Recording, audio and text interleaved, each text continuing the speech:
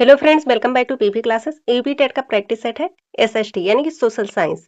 चलिए स्टार्ट करते हैं। मोस्ट इंपॉर्टेंट क्वेश्चन है। तो फर्स्ट क्वेश्चन है, सिंधु घाटी सभ्यता का कौन सा स्थल भारत में स्थित है? ए ऑप्शन है हड़प्पा, बी ऑप्शन है मोहनजोदड़ो, सी ऑप्शन है लोथल, डी ऑप्शन है चन्हुदड़ो। तो सिंधु घाटी सभ्यता का कौन सा स्थल भारत में स्थित है? लोथल। राइट आंसर हो जाएगा ऑप्शन नंबर सी। लोथल कहाँ स्थित है? गुजरात में। राइट आंसर हो जाएगा ऑप्शन नंबर सी। अगला क्वेश्चन है, ऋग्वेद में कुल कितने मंडल हैं? ए ऑप्शन है 8, बी ऑप्शन है 10, सी ऑप्शन है 12, डी ऑप्शन है 15। तो ऋग्वेद में कुल कितने मंडल है? 10। राइट आंसर हो जाएगा ऑप्शन नंबर बी। अगला क्वेश्चन है, बुद्ध ने अपना पहला उपदेश यानी कि धर्म चक्र परिवर्तन कहाँ दिया था? ए ऑप्शन है कुशीनगर, बी ऑप्शन है बोध गया, सी ऑप्शन है सारनाथ, डी ऑप्शन है पाटलिपुत्र। तो बुद्ध ने अपना पहला उपदेश कहाँ दिया था? सारनाथ में। राइट आंसर है ऑप्शन नंबर सी। अगला क्वेश्चन है, अशोक के अभिलेखों को सर्वप्रथम किसने पढ़ा था? ए ऑप्शन है जेम्स प्रिंसेप, बी ऑप्शन है विलियम जोन्स, सी ऑप्शन है कनिंघम, डी ऑप्शन है मैक्स मूलर। तो अशोक के अभिलेखों को सर्वप्रथम किसने पढ़ा था? जेम्स प्रिंसेप ने 1837 ईस्वी में पहली बार अशोक की ब्राह्मी लिपि में लिखे अभिलेखों को पढ़ने में सफलता हासिल की थी।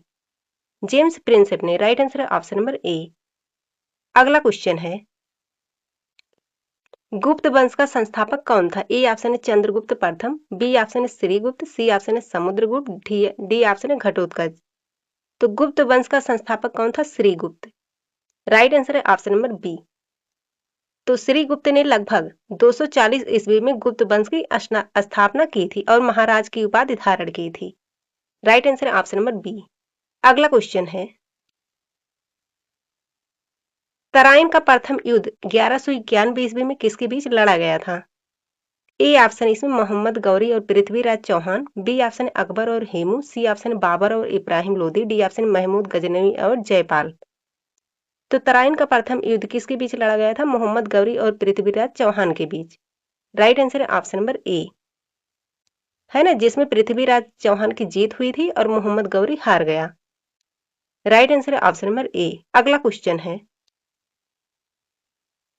अस्थायी बंदोबस्त की व्यवस्था किसने लागू की थी? ए ऑप्शन है लॉर्ड डलहौजी, बी ऑप्शन है lord William Bentinck, C option है लॉर्ड कॉर्नवालिस, डी ऑप्शन है लॉर्ड कर्जन।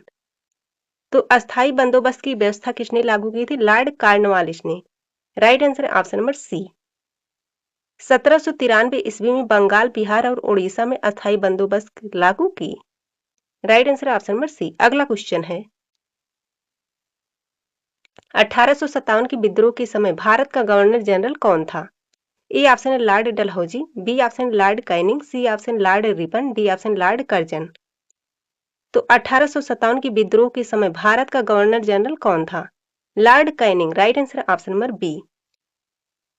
अगला क्वेश्चन है, फॉरवर्ड ब्लॉक की स्थापना किसने की थी?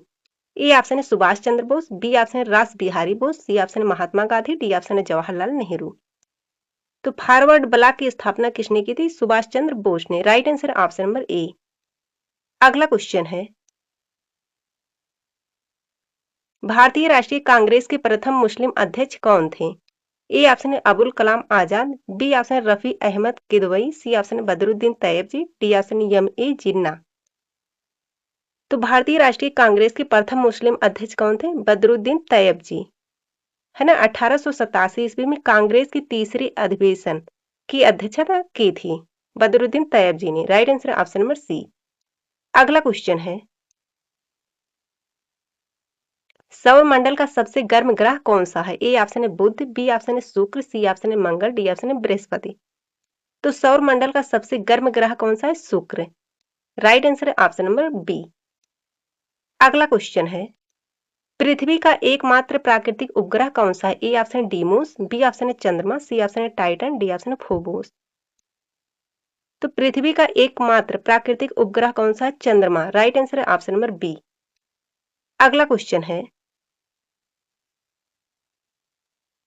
वायुमंडल की किस परत में मौसम संबंधी सभी घटनाएं होती हैं? ए ऑप्शन है समताप मंडल, बी ऑप्शन है क्षोभ मंडल, सी ऑप्शन है मध्य मंडल, डी ऑप्शन है आयन मंडल। तो वायुमंडल की किस परत में मौसम संबंधी सभी घटनाएं होती हैं? क्षोभ मंडल में। राइट आंसर है ऑप्शन नंबर बी। और ओजोन परत किसमें पाई जाती है? समताप मंडल में। अगला क्वेश्चन है,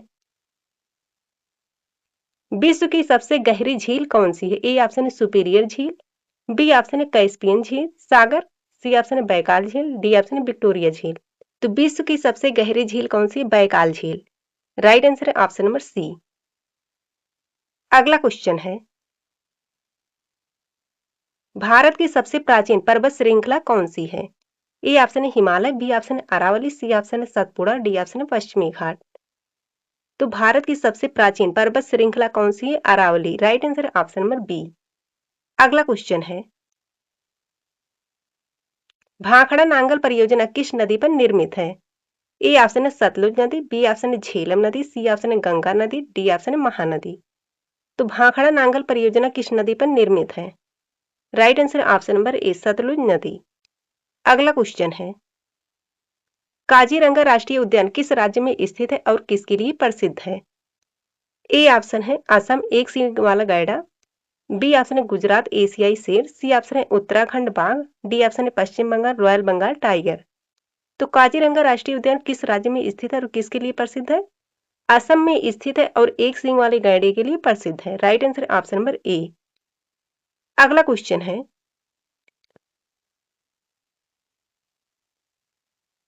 क्षेत्रफल की दृष्टि से भारत का सबसे बड़ा राज्य कौन सा है?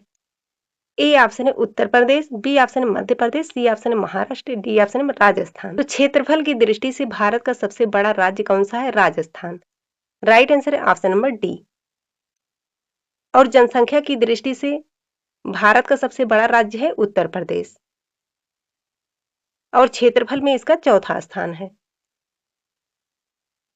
और दूसरे स्थान पर कौन है? मध्य प्रदेश। क्षेत्रफल में दूसरे और महाराष्ट्र तीसरे स्थान पर आता है। अगला क्वेश्चन है, भारत में गुलाबी क्रांति का संबंध किससे है? ए ऑप्शन टमाटर उत्पादन, बी ऑप्शन है झींगा यानी कि प्याज उत्पादन, सी ऑप्शन है मांस उत्पादन, डी ऑप्शन है दुग्ध उत्पादन। तो भारत में गुलाबी क्रांति का संबंध किससे है? झींगा यानी कि प्याज उत्पादन से। और टमाटर उत्पादन का संबंध किससे है? लाल क्रांति से। दुग्ध उत्पादन का संबंध है श्वेत क्रांति से। तो गुलाबी क्रांति का संबंध किसके? झींगा यानी कि प्याज उत्पादन से। राइट आंसर हो जाएगा ऑप्शन नंबर बी। अगला क्वेश्चन है, सलाल जल विद्युत परियोजना किस नदी पर स्थित है? ए ऑप्शन है चिनाब, बी ऑप्शन है झेलम, सी ऑप्शन है रावी, डी ऑप्शन है ब्यास। तो सलाल जल विद्युत परियोजना किस नदी पर स्थित है? चिनाब। राइट आंसर है ऑप्शन नंबर ए। है ना, चिनाब नदी कहाँ है? जम्मू कश्मीर में चिनाब नदी पर सलाल, बगलिहार और दुलहस्ती जैसी महत्वपूर्ण पनबिजली परियोजनाएं स्थित हैं। राइट आंसर है ऑप्शन नंबर ए। और झेलम नदी पर कौन सा स्थित है? किशनगंगा और उरी परियोजनाएं हैं। रावी नदी पंजाब में थी बांध बना हुआ है। तो सलाल जल विद्युत परियोजना किस नदी पर स्थित है? चिनाब। अगला क्वेश्चन है, भारतीय संविधान सभा के अस्थायी अध्यक्ष कौन थे? A option doctor B R Ambedkar, B option doctor Rajendra Prasad, C option है सच्चिदानंद सिन्हा, डी ऑप्शन है जवाहरलाल नेहरू। तो भारतीय संविधान सभा के अस्थायी अध्यक्ष कौन थे? डॉक्टर राजेंद्र प्रसाद। राइट आंसर है ऑप्शन नंबर बी। और सच्चिदानंद सिन्हा को अस्थायी अध्यक्ष के रूप में चुना गया था। 9 दिसंबर 1946 को अस्थायी अध्यक्ष के रूप में चुना गया था सच्चिदानंद सिन्हा को। और अस्थायी अध्यक्ष के रूप में किसको चुना गया? डॉक्टर राजेंद्र प्रसाद। अगला क्वेश्चन है, भारतीय संविधान में मौलिक अधिकार किस देश के संविधान से लिए गए हैं? ए ऑप्शन है सोवियत संघ यानी कि रूस, बी ऑप्शन है ब्रिटेन, सी ऑप्शन है संयुक्त राज्य अमेरिका यूएसए, डी ऑप्शन है ऑस्ट्रेलिया। तो भारतीय संविधान में मौलिक अधिकार किस देश के संविधान से लिए गए हैं? संयुक्त राज्य अमेरिका यूएसए। राइट आंसर है ऑप्शन नंबर सी। और रूस से क्या लिए गए? रूस से मौलिक कर्तव्य लिए गए हैं। है ना, मौलिक कर्तव्य कहां से लिए गए हैं? रूस से। राइट आंसर है ऑप्शन नंबर सी। अगला क्वेश्चन है, संविधान के किस अनुच्छेद के तहत अस्पृश्यता का अंत किया गया है? ए ऑप्शन है अनुच्छेद 14, बी ऑप्शन है अनुच्छेद 17, सी ऑप्शन है अनुच्छेद 19, डी ऑप्शन है अनुच्छेद 21। तो संविधान के किस अनुच्छेद के तहत अस्पृश्यता का अंत किया गया है? अनुच्छेद 17। Right answer option number B. अगला क्वेश्चन है, राष्ट्रपति को पद की शपथ कौन दिलाता? ए ऑप्शन उपराष्ट्रपति, बी ऑप्शन प्रधानमंत्री, सी ऑप्शन भारत के मुख्य न्यायाधीश, डी ऑप्शन लोकसभा अध्यक्ष। तो राष्ट्रपति को पद की शपथ कौन दिलाता है? भारत के मुख्य न्यायाधीश। Right answer option number C. अगला क्वेश्चन है, लोकसभा का सदस्य बनने के लिए न्यूनतम आयु सीमा क्या है? ए ऑप्शन 18 वर्ष, बी ऑप्शन 21 वर्ष, सी ऑप्शन 25 वर्ष, डी ऑप्शन 30 वर्ष। तो आप लोग भी कमेंट करके बताते रहिए। तो लोकसभा का सदस्य बनने के लिए न्यूनतम आयु सीमा क्या है? 25 वर्ष। राइट आंसर है इसमें ऑप्शन नंबर सी। अगला क्वेश्चन है, पंचायती राज व्यवस्था को किस संविधान संशोधन द्वारा संवैधानिक दर्जा दिया गया? ए ऑप्शन है 42वां संशोधन, बी ऑप्शन है 44वां संशोधन, सी ऑप्शन है 73वां संशोधन, डी ऑप्शन है 74वां संशोधन। तो पंचायती राज व्यवस्था को किस संविधान संशोधन द्वारा संवैधानिक दर्जा दिया गया? 73वां संशोधन। राइट आंसर है ऑप्शन नंबर सी। अगला क्वेश्चन है, नीति आयोग का पदेन अध्यक्ष कौन होता है? ए ऑप्शन है राष्ट्रपति, बी ऑप्शन है वित्त मंत्री, सी ऑप्शन है प्रधानमंत्री, डी ऑप्शन है रिजर्व बैंक के गवर्नर। तो नीति आयोग का पदेन अध्यक्ष कौन होता है? प्रधानमंत्री। राइट आंसर है ऑप्शन नंबर सी। अगला क्वेश्चन है, भारत में वस्तु एवं सेवा कर जीएसटी कब से लागू किया गया था? ए ऑप्शन है 1 जनवरी 2015, बी ऑप्शन है 1 जुलाई 2017, सी ऑप्शन है 8 नवंबर 2016, डी ऑप्शन है 2 अक्टूबर 2018। तो भारत में वस्तु एवं सेवा कर यानी कि जीएसटी कब से लागू किया गया था? 1 जुलाई 2017।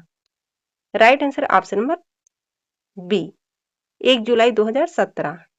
अगला क्वेश्चन है, भारतीय रिजर्व बैंक आरबीआई का राष्ट्रीयकरण किस वर्ष किया गया था? ए ऑप्शन है 1935, बी ऑप्शन है 1947, सी ऑप्शन है 1949, डी ऑप्शन है 1950।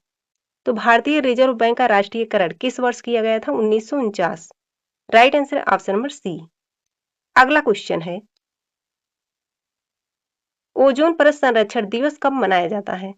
ए ऑप्शन है 5 जून, बी ऑप्शन है 16 सितंबर, सी ऑप्शन है 22 अप्रैल, डी ऑप्शन है 11 जुलाई।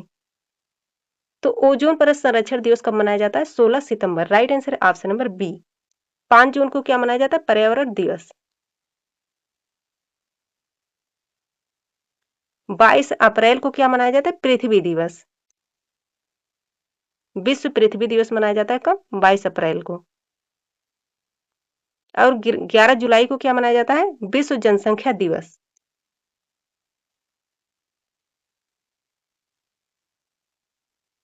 तो ओजोन परत संरक्षण दिवस कब मनाया जाता है? 16 सितंबर। राइट आंसर है ऑप्शन नंबर बी।